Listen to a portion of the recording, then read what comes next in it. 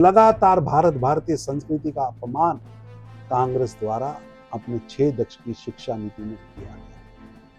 देश भूला नहीं है कि कांग्रेस के कार्यकाल में जानबूझकर स्कूल की किताबों में हमलावरों, अत्याचारियों, मुगल शासकों को जरूरत से ज्यादा महामंडित किया गया। आज ममता बनर्जी, बंगाल का बच्चा कह रहा है कि ममता बनर्जी जिन्ना है, आधुनिक भारत की जिन्ना है, जिन्हें सनातन भारत, भारतीयता, भारत की सोच, भारत की संस्कृति, मंदिरों, यहां तक कि जय श्री राम कहने पर भी वो उसका विरोध करती है।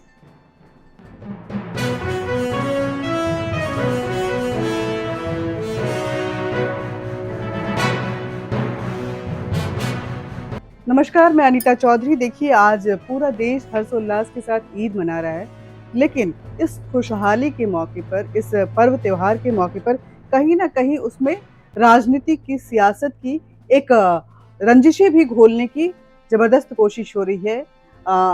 वक्फ बोर्ड जल्दी ही लोकसभा में पेश होने वाला है और इस ईद के मौके पर, चाहे वो मौलाना या मुस्लिम पर्सनल बोर्ड हो या इस तरह के इंस्टीट्यूशन है, उन्होंने जहां इस ईद पर काली पट्टी लगा करके वक्फ की राजनीति की, वहीं ईदगाह जाने को लेकर के अखिलेश यादव भी कहीं ना कहीं फड़फड़ाते हुए नजर आए।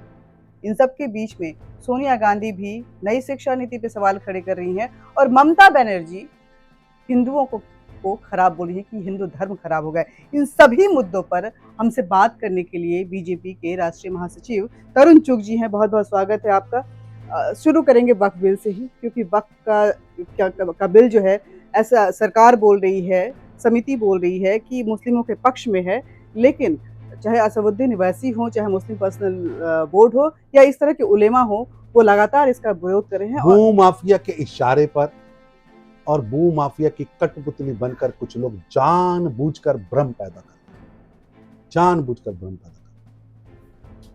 वक्फ बिल का उद्देश्य भू माफियों की चुगल से वक्फ संपत्तियों को मुक्त कराना है। गरीब मुस्लिम परिवारों को, गरीब बेसहारा विधवा बहनों को एवं अनाथ बेसहारा बच्चों को हक दिलाना है। दूसरा काम है वक्फ के प्रबंधन में पारदर्शिता को बढ़ाना, और तीसरा काम है कि मनमाने ढंग से वक्फ की प्रॉपर्टीज का दुरुपयोग ना हो सके और वक्फ भी किसी पर दुरुपयोग ना कर सके। और पता नहीं क्यों कुछ नेता वक्फ बोर्ड को भू माफिया के शिकंजे में ही रखना चाहते हैं। जिन नेताओं ने वक्फ की प्रॉपर्टियों पर कब्जा कर रखा और पिछले 6 दशकों से इस देश के अंदर नकारात्मक राजनीति कर रहे, भू माफिया से सांठ-गांठ करके वक्फ की प्रॉपर्टीज पर लगातार कब्जे करवा रहे हैं, उनके पेट में दर्द हो रही है। वक्फ का बिल का उद्देश्य बड़ा पवित्र है। किसी की जमीन पर, किसी भी धर्म की जमीन पर कब्जा नहीं होगा और ना ही किसी गरीब की जमीन पर कोई कब्जा कर पाएगा, ना ही मस्जिदों पर, कब्रगाहों पर ये बिल कब्जा करना चाहता है।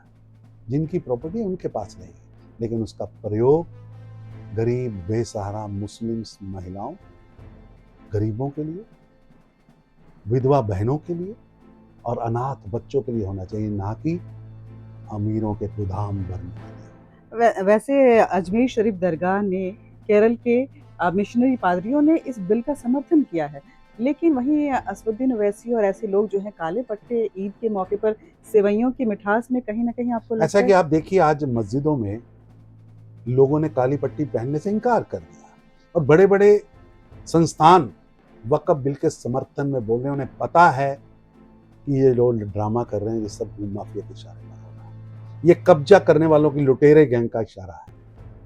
लोग लुटेरे गैंग और भू माफिया के साथ चलने वाले लोगों को पसंद नहीं कर रहे। और आज मस्जिदों में जिस तरह लोगों ने काली पट्टी पहनने से इनकार किया है, वो स्पष्ट करता है कि अब भय का नैरेटिव, झूठ का नैरेटिव, भ्रम का नैरेटिव नहीं चलेगा। एक ममता बनर्जी की तरफ से एक बयान आया है सर, जिसपे उन्होंने एक तरफ, जहाँ पे सपा ने पोस्टर्स लगवाए हैं कि हिंदू धर्म में होली सड़कों पे मनाई जाती है और कांवड़ यात्रा निकाली। वही ममता बनर्जी ने कहा है कि हिंदू धर्म अब खराब हो चुका है। माँ माटी व मानस की बात करने वाली ममता बनर्जी आजकल धर्म निरपेक्षता की ओढ़नी लेकर तुष्टीकरण की प्रकाष्ठा करते हुए बंगाल के हिंदुओं को डराने धमकाने, हिंदुओं के त्योहारों में अड़िंगा डालने वाली नई जिन्ना के अवतार के रूप में आज ममता बनर्जी, बंगाल का बच्चा कह रहा है कि ममता बनर्जी जिन्ना है, आधुनिक भारत की जिन्ना है, जिन्हें सनातन भारत, भारतीयता, भारत की सोच, भारत की संस्कृति, मंदिरों, यहाँ तक कि जय श्री राम कहने पर भी वो उसका विरोध करती है। ये नकारात्मक राजनीति, तुष्टीकरण की राजनीति, छद्म धर्म निरपेक्षता की ओढ़नी ओढ़कर जानबूझकर हत्याएं की जा रही। सोनिया गांधी हालांकि धर्म पे तो कुछ नहीं बोली हैं, लेकिन नई शिक्षा नीति को लेकर के वो सवाल खड़े कर रही हैं। मैं सोनिया जी से निवेदन करूंगा, इटली का चश्मा उतारें, इटली की सोच को फेंकें, आपको बढ़ता हुआ भारत दिखेगा। आजादी के बाद लगभग 6 दशक तक कांग्रेस ने देश को उपनिवेश गुलामी की मानसिकता में जकड़ कर रखा। कांग्रेस ने भारत, भारतीयता, भारत की असली नायकों के गौरवशाली इतिहास बताने की बजाय देश में शिक्षा नीति में सांप्रदायिकता, तुष्टीकरण, भाई भतीजावाद और वामपंथ की जहर वाली सोच को लोगों तक पहुंचाने का काम किया।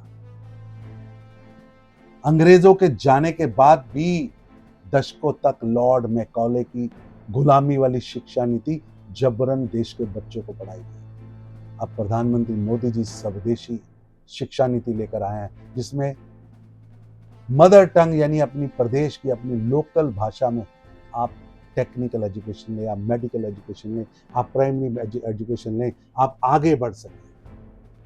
और पता नहीं क्यों मैकॉले की शिक्षा नीति के साथ सोनिया गांधी जी को क्या प्रेम है।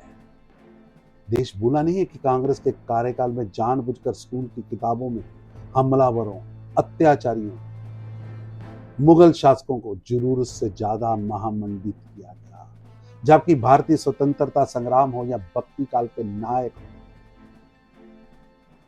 वो चाहे शौर्य के द्वारा देश की रक्षा करने वाले 9वें गुरु गुरु तेग बहादुर साहब हो या 10वें गुरु गुरु गोविंद सिंह साहब, या बहादुर महाराणा प्रताप हो या छत्रपति शिवाजी महाराज हो, महाराणा सांगा हो या संभाजी महाराज जैसे वीर पराता स्मरणीय योद्धा हो, जिन्होंने उस समय अत्याचार के खिलाफ खड़े होकर देश की रक्षा की। आप उनको नजरअंदाज करती रही, उनका अपमान करती रही, उनका तिरस्कार करती रही, और लगातार भारतीय संस्कृति का अपमान कांग्रेस द्वारा अपने 6 दशक की शिक्षा नीति में किया गया। अब नहीं होगा, अब नहीं। और जो आपने आरएसएस पर टिप्पणी की है, मैं समझता हूँ वो दुर्भाग्यपूर्ण, वो आपकी इटली की विचार को से प्रभावित दिख रही है। राष्ट्र प्रथम की सोच रखने वाला राष्ट्रीय स्वयंसेवक संघ पिछले 100 वर्षों की यात्रा में राष्ट्र चेतना, राष्ट्र चरित्र निर्माण, राष्ट्र देवो भव, राष्ट्र सब कुछ है, इसको सामने रखकर निरंतर कार्य करना, तपस्या करना, देश के लिए जीना, देश के लिए सब कुछ करना, इस सोच लेकर काम कर रहा है, और जिसका प्रभाव आज पूरे भारत में दिखता है, विश्व में दिखता है। आप उसका बेवजह बेतुका विरोध कर रही हैं, दुर्भाग्यपूर्ण है, ये सोच ही दुर्भाग्य। बहुत बहुत शुक्रिया आपका सर। तो वक्फ की ये सियासत कौन सी करवट लेती है, ये तो आने वाला वक्त बताता है, लेकिन इस बातचीत को अपने एक संस्मरण के साथ खत्म करना चाहूँगी। ये कपिल सिब्बल का दौर था जब वो देश के एजुकेशन मिनिस्टर थे, शिक्षा मंत्री थे, और मेरे पत्रकारिता का ये शुरुआती दौर था। शुरुआती तो नहीं करें, बस चंद साल हुए थे। शिक्षा नीतियों में अगर कहें तो हमने अपने स्कूल की किताबों में चंद्रशेखर आज़ाद, राणा सांगा और ये सभी चैप्टर्स जो है लंबे लंबे पढ़े थे, लेकिन शिक्षा नीति अब बदल दी गई थी और वहाँ पे मुगल काल को महिमा मंडन किया गया था। शाहजहां प्रेम के प्रतीक हो गए थे और अकबर जलालाही जो है हिंदुओं के राजा हो गए थे। इस बात का जब विरोध किया गया, टीवी डिबेट शुरू हुई, तो हर जगह पे रोमेला थापर और इरफान हबीब उनको बचाव करते हुए और मुगल काल भारत के लिए कितना बड़ा वरदान था, ये बताते हुए नजर आ रहे थे और तब सत्ता कांग्रेस की थी। जय हिंद।